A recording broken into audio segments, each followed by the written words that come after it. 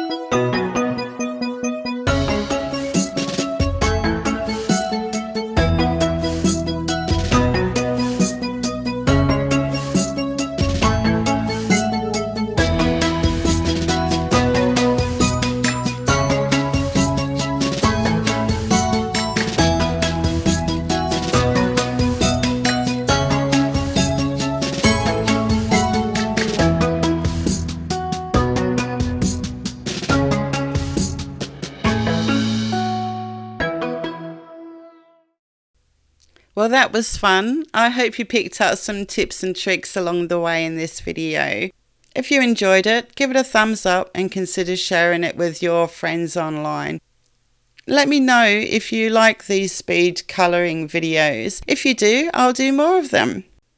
In the next video, I show you how to create the Valentine's cards that I created with these images. I'm sure you're going to love it. Subscribe to my channel and click on the notification bell so that you don't miss it. Thanks so much for watching, and I'll see you in the next video.